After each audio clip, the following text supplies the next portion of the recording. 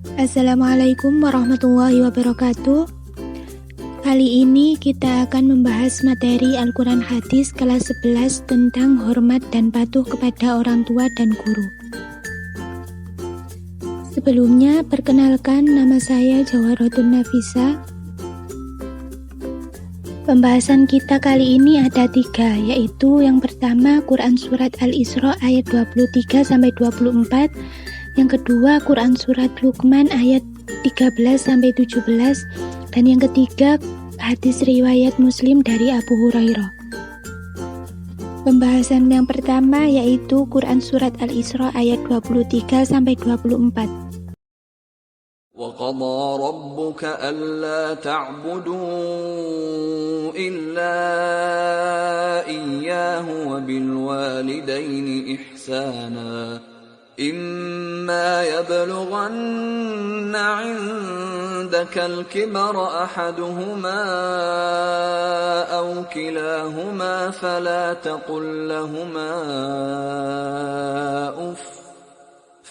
تقل لهما أف ولا تنهرهما وقل لهما قولا كريما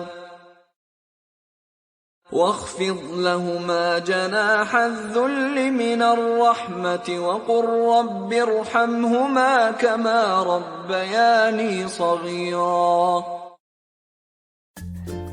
Surat Al-Isra ayat 23-24 memiliki kandungan mengenai pendidikan berkarakter yang didefinisikan sebagai satu kesatuan yang membedakan satu dengan yang lain atau dengan kata lain karakter.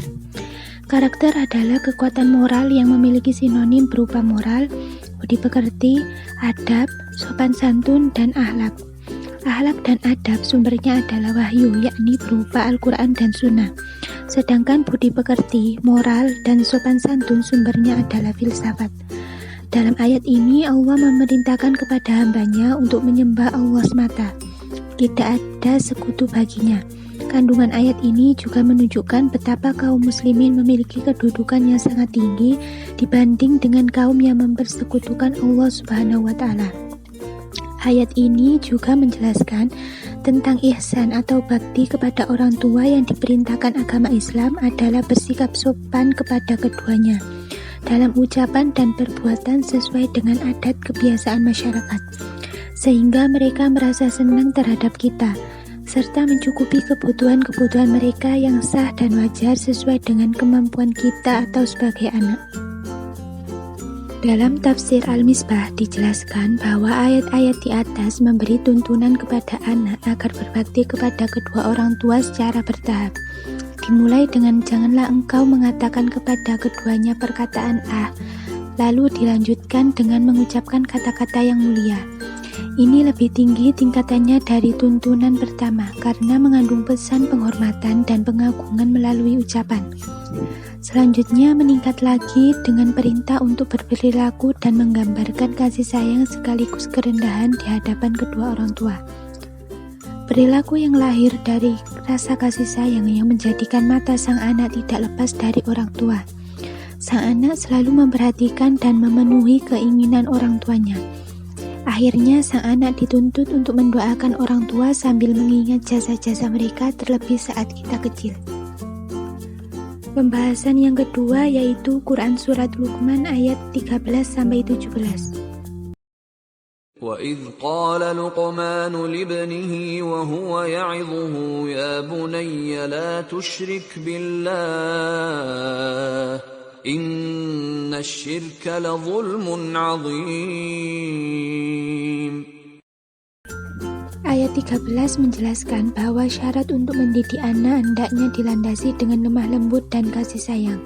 Kata ya'idhuhu diambil dari kata wa'adh yang bermakna nasihat yang menyangkut berbagai kebajikan dengan cara menyentuh hati, dengan penyampaian yang lemah lembut, tidak membentak, dan panggilan sayang kepada anak. Kata bunaya juga mengisyaratkan kasih sayang. Hal ini tentunya juga berlaku kepada para guru dalam mendidik para peserta didiknya. ووصينا الإنسان بوالديه حملته أمه وهنا على وهن وفصاله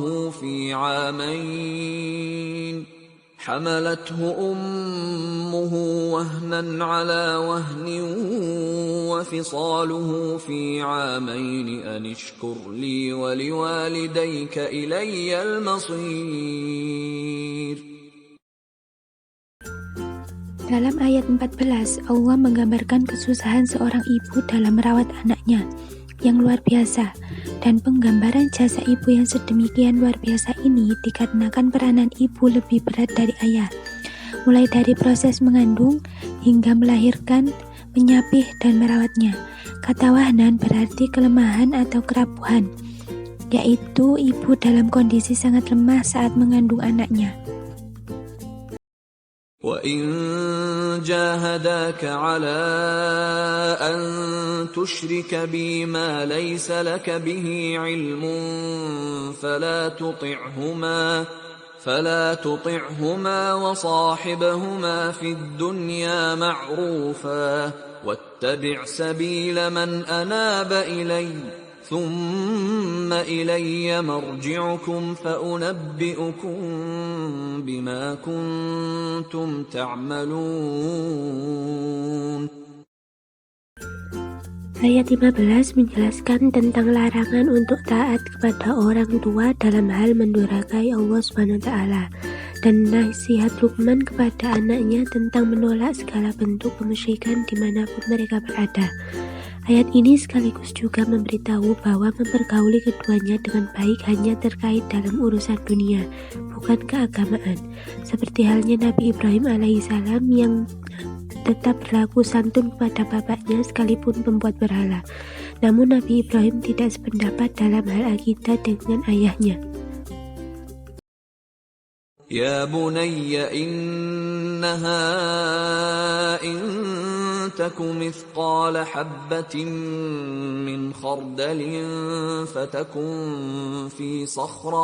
فتكن في صخرة أو في السماوات أو في الأرض يأت بها الله إن الله لطيف خبير. Pada ayat 16 terdapat kata latif yang memiliki arti lembut, halus atau kecil. Dari mana ini muncul makna ketersembunyian dan ketelitian. Imam Al-Ghazali menjelaskan bahwa yang berhak menyandang sifat ini hanyalah Allah SWT. Dialah yang mengetahui perincian semua kemaslahatan dan seluk-beluk rahasianya. Karena Allah SWT selalu menghendaki kemaslahatan untuk makhluknya. Ayat ini juga tegas menggambarkan atas kekuasaan Allah SWT dalam menghitung amal manusia betapapun sedikitnya. يا بني أقم الصلاة وأمر بالمعروف وانه عن المنكر واصبر على ما أصابك إن ذلك من عزم الأمور. Ayat 17 menjelaskan tentang adanya perintah amar ma'ruf nahi mungkar, yang puncak dan pangkalnya adalah sholat, serta amal kebaikan yang tercermin adalah buah dari sholat yang dilaksanakan dengan benar. Kata azm dari segi bahasa berarti kekuatan hati atau tekad. Selanjutnya pembahasan yang ketiga tentang hadis riwayat Muslim dari Abu Hurairah. Haddatsana Syaibanu bin Farruha haddatsana Abu Awana an Suhail an Abi Hurairah an Nabi sallallahu alaihi wasallam qala raghima anfu thumma raghima anfu qila man ya Rasulullah qala man adraka abawaihi indal kibari ahadahuma aw kilayhima falam yadkhulul jannah. Hadis yang diriwayatkan oleh Imam Muslim tersebut menjelaskan bahwa seseorang akan celaka ketika tidak berbakti kepada orang tua. Kata roghima anfu atau dia celaka diulang oleh Rasulullah sebanyak 3 kali, yang menunjukkan bahwa celaka akan benar-benar terjadi kepada seseorang yang tidak berbakti kepada orang tua. Hal ini juga menunjukkan betapa pentingnya berbakti kepada kedua orang tua, terlebih lagi ketika kedua orang tua atau salah satu dari mereka masih hidup. Selain berbakti kepada orang tua, kita juga berkewajiban bersikap hormat dan patuh kepada guru. Kenapa kita harus patuh kepada bapak atau ibu guru? Karena jasa guru sangat besar bagi murid dan masyarakat, bahkan bagi kemajuan bangsa dan negara. Kita tidak akan menjadi pintar tanpa adanya bimbingan guru. Lebih dari itu, tugas guru tidak hanya memberikan pengajaran dalam berbagai disiplin ilmu pengetahuan kepada para muridnya, tetapi juga bertugas mendidik mereka agar menjadi manusia yang baik, sehat, jasmani, dan rohani. Dan kelak diharapkan agar mereka menjadi warga negara yang baik, luhur budinya, cinta kepada tanah air dan bangsanya. Guru merupakan orang tua kedua karena mendidik murid-muridnya untuk menjadi pribadi yang lebih baik. Sebagaimana wajib hukumnya untuk mematuhi kedua orang tua, maka wajib pula mematuhi perintah para guru, selama perintah tersebut tidak bertentangan dengan syariat ajaran agama dan negara.